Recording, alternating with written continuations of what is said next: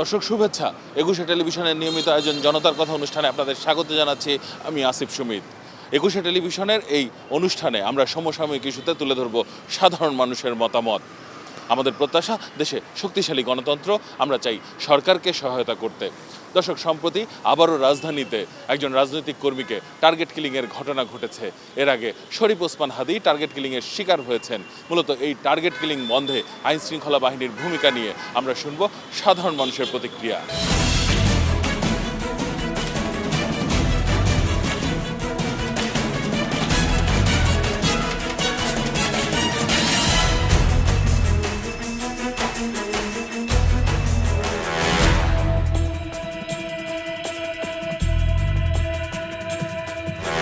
সিঙ্গাপুরে অনেক সুন্দর জীবনযাপন করি, আর এই দেশে তো কারে মায়েরা কে খাইব, এই অবস্থায় আছে। আইন শৃঙ্খলা ভালো হলে সবার জন্য ভালো। টার্গেট করে মানুষকে হত্যা করা হচ্ছে। আমি মনে করি আইন শৃঙ্খলা বাহিনীর আরও তৎপরতা নিয়ে এদেরকে অতি দ্রুত গ্রেপ্তার করা উচিত এবং আইনের আওতায় আনা উচিত। এতে আনতে পারলে হয়তো বা পরবর্তীতে এরকম অকারেন্স কম হবে। পুলিশের ভূমিকা নিয়ে কোনো কথা বলে কোনো লাভ আছে? কারণ এরা তো চেষ্টা করতে হন, যে কোনো লোক যে কোনো কিছু নিয়ে রাস্তা নেমে যাইতেছে, রাস্তা জ্যাম বাজা দিতেছে। এখন এটা নিয়ে কী করব? এটা ওদের ভূমিকা তো ওনারাই পালন করবে। পুলিশের ভূমিকা তো আমরা সাধারণ লোকজন তো কিছু করার নাই। তো প্রবলেম তো সরকারের না, প্রবলেম তো পুলিশের না, তো রাজনৈতিক দলের প্রবলেম। তাদের কোন দলের কারণে এই ঘটনাগুলো ঘটতেছে। প্রশাসন আসেন, যারা সরকারি এখন বর্তমান দায়িত্বে আছে, তারা যদি কঠোর নজর দেয় যে অবৈধ যারা এই অস্ত্র দিয়ে যাদেরকে মারা হয় বা যে পাতে হয় তাদেরকে শনাক্ত করে যদি আইনি আত্র নিয়ে কঠিন বিচার করা হয়, তাহলে আমার মনে করি যেটা কমে যাবে। অতি দ্রুত গুরুত্বের সাথে দেখতে হবে, পদক্ষেপ নিতে হবে। সঠিক পদক্ষেপের মধ্য দিয়ে এই হত্যাকারীদের কালো হাত কোথায়, কারা তাদেরকে ব্যবহার করতেছে, কারা তাদেরকে উস্কানি দিচ্ছে, কারা এই হত্যাকাণ্ডের সাথে, এই সন্ত্রাসী হত্যাকাণ্ডের সাথে জড়িত, এদেরকে খুঁজে বের করতে হবে। এই খুনিদের আমরা বিচার চাচ্ছি।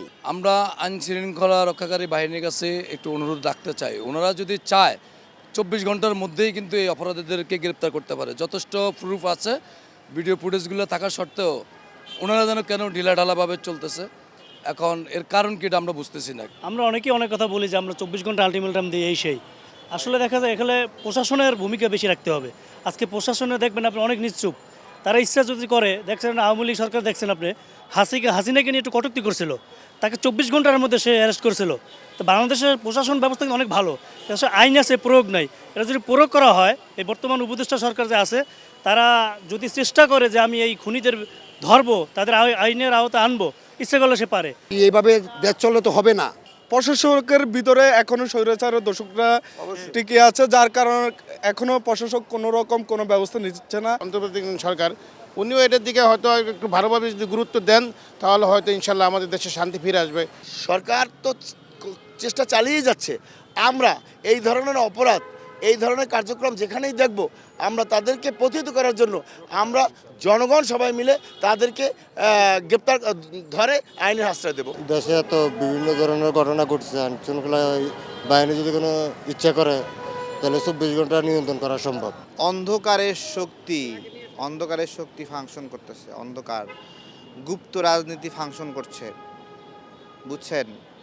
এক ঢিলে দুই পাখি মারতে চায়। হাদি ভাইকেও মারতে চেয়েছে, মির্জা আব্বাসকেও মারতে চেয়েছে। বেসিক্যালি বিএনপিকে একটা বড় বিপদে ফেলার একটা ষড়যন্ত্র ছিল এটা। 28 বছর, দীর্ঘ 28 বছর বাইরে ছিলাম। আমরা এই দেশে আসলে শুধু আইন শৃঙ্খলার অবনতি শুধু ঢাকা শহরে না, সারা বাংলাদেশে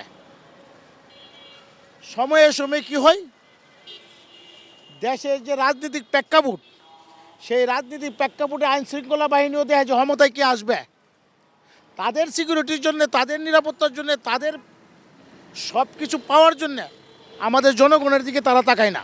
অনেক ধন্যবাদ আপনাকে। দর্শক, আপনারা শুনছিলেন সাধারণ মানুষের প্রতিক্রিয়া।